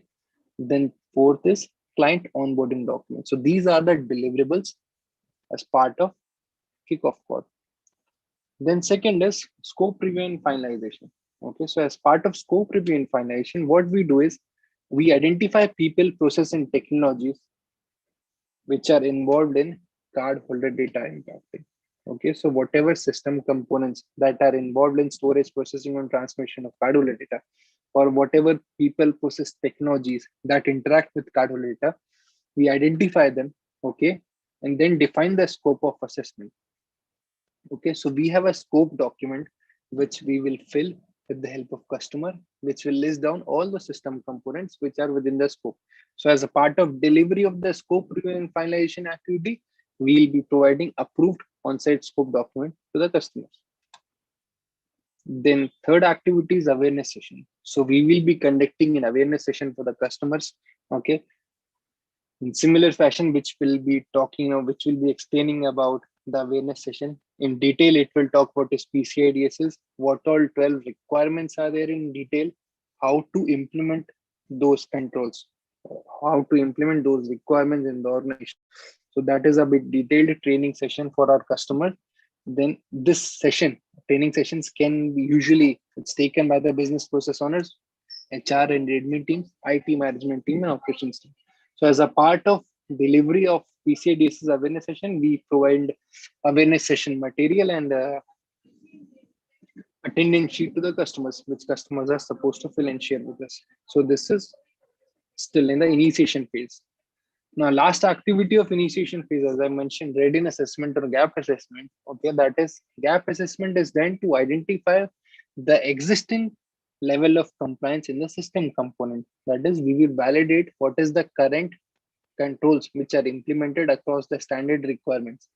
Okay, we will try to identify the anticipated time, resource, budget required to close those gaps, update the gap assessment results in the gap assessment sheet. Okay, and prepare a plan for the closure of gaps. So these are the activities which are performed as part of gap assessment. Now, once the gap assessment have been done, QRC will share a gap assessment reports to his customers. Okay, which will list down what all controls are supposed to be implemented or what all gaps were there in the system components which are supposed to be closed during this remediation phase, that is phase 2. That is implementation of controls, scans, and testing. Okay. So as part of implementation of controls, scans, and testing, organization is supposed to implement all the gaps or close all the gaps which has been identified and track the status of closure in the same gap assessment sheet. As a part of delivery, customer is supposed to give us the status of the closure of the gaps. Okay. Next is evidence collection. So after the customer is confirmed that, yeah, Hare Krishna, we have implemented all the controls or whatever gaps you identified during the gap assessment, we will initiate a evidence collection activity. Okay. So QSA or the consultant will sit with the customer. Okay. They will capture all the evidences as per the standard requirement. Okay. All the evidences as per the standard requirement and prepare a report and update the status to the customers that all the requirements or requirement evidences have been captured. So we as a QRC, we are using a requirement sheet, dedicated requirement sheet, which we use to capture, take, or update or monitor the status of evidence collection. That is called as PCI requirement sheet. As initially I mentioned that we have segregated standard controls, 400 plus audit categories controls in 4 sections: list of documents, list of records, list of solutions, and review sheet. So at the time of evidence collection, we will be using the same requirement sheet with the help of customers to collect the evidences. Okay. Then next is final assessment, where QSA is supposed to do a final on-site assessment. Okay.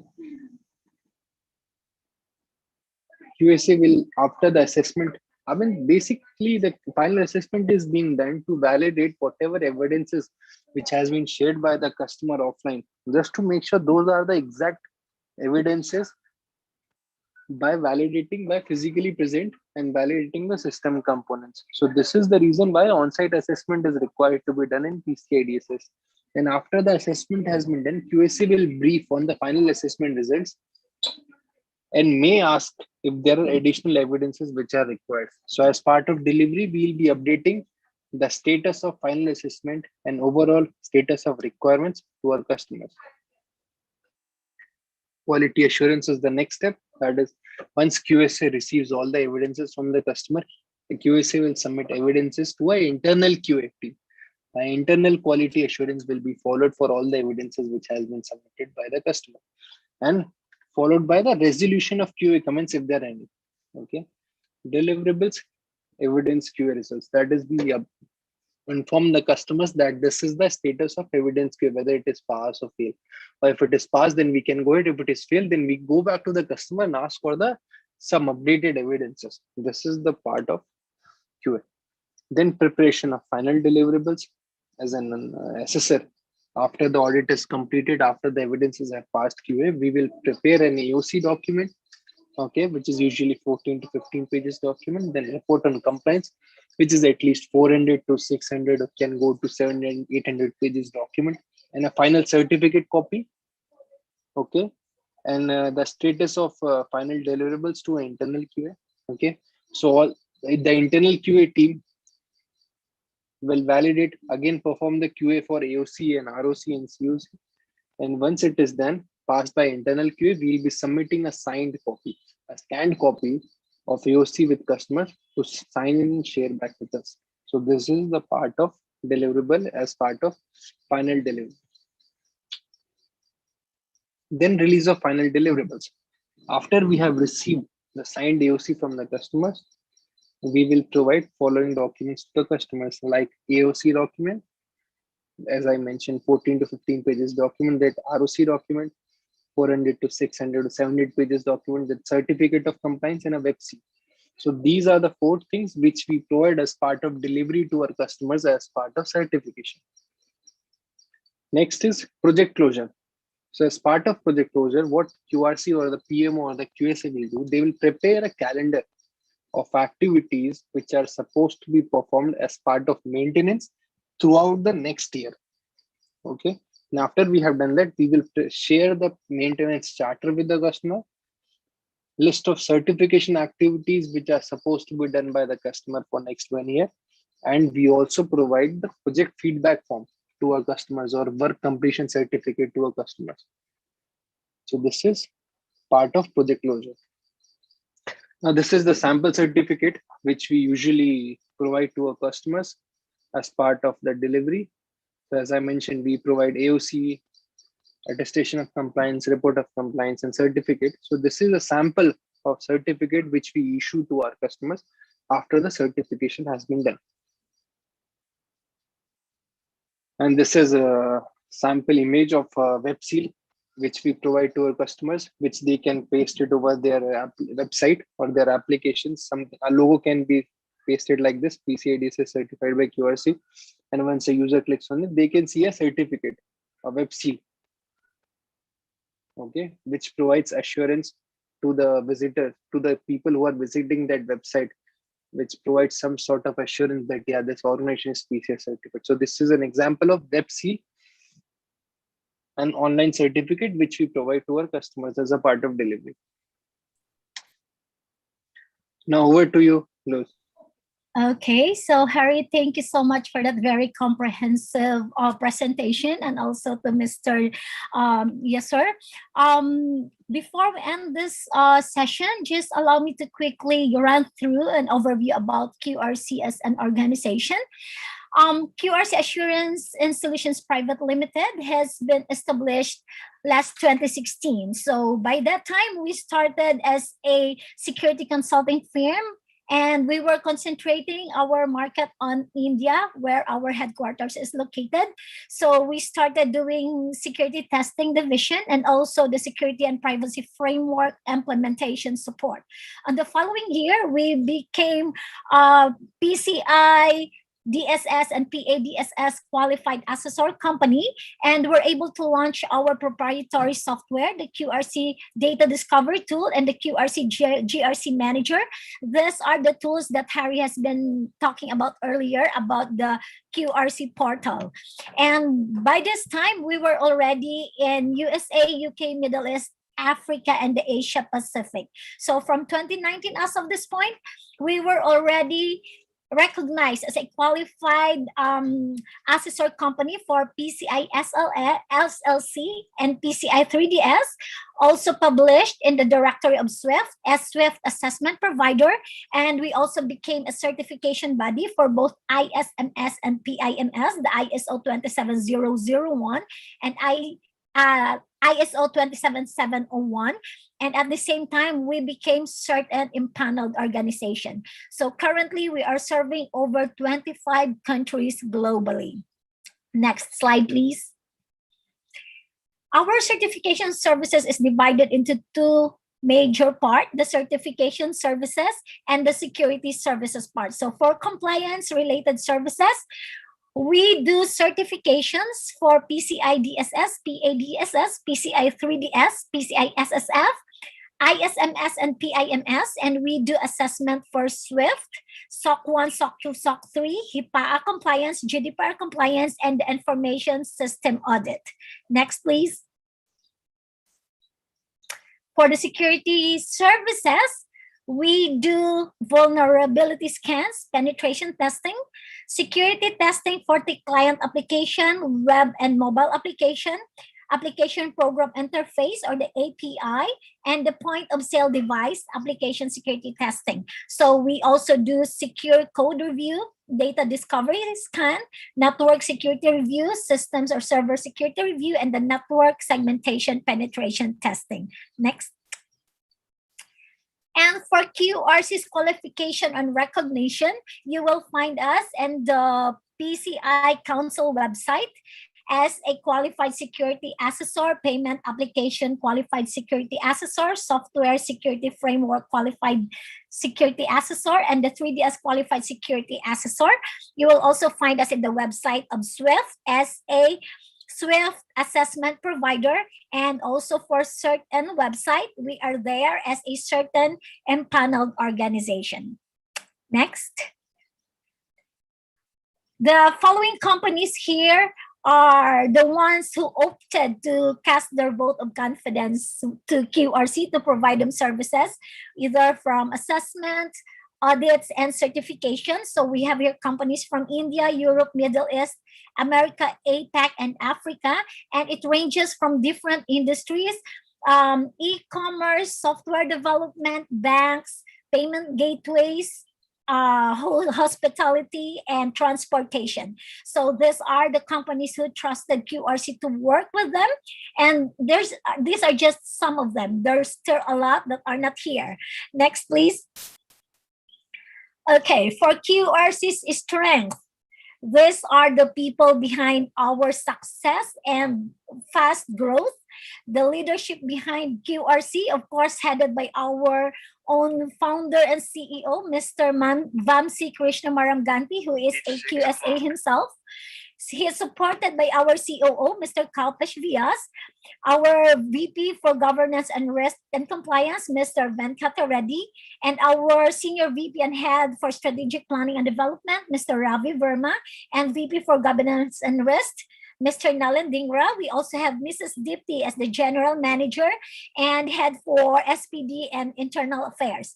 We have Mr. Satish Sarma, the Business Development Vice President and also the Head for Partnership, Global Partnership.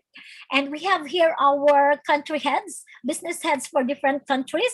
We Mr. Rukman for Indonesia, Mr. Russell Aguilar, Jason Russell Aguilar for Philippines, Ms. Meral Akdun for Turkey, Ms. Ango for Vietnam, and Mr. Miko Avaikanan for Thailand. And that's all for brief introduction about QRC. And please, everyone, don't hesitate to reach us through LinkedIn, emails, if ever you have any questions. And before we officially close this event, is there any more questions that you would like to raise? You can ask now while we still have our experts on board. Is okay, so it seems there's no more questions. So we may close this session officially. And we thank everyone once again for joining us. And I believe you've got a lot of takeaways with you. And please don't hesitate to reach us if you have any questions, especially for the area in Egypt. We have Mr. Yasser to answer all your possible questions. So, Harry, is there anything that you would like to ask to add? Nothing, Luz. That's it. Thank you so Okay, much for the then. audience for joining and taking the time out today and joining us for this session. Yes, it's a very comprehensive session. And thank you so much, Mr. Tautani, and of course, Harry. Thank you, everyone. Goodbye and see you next webinar. Have a blessed day. Stay safe. Goodbye. Goodbye. Have a good day. Bye. Thank you, everyone. Thank you. Thank you very much. Bye for now.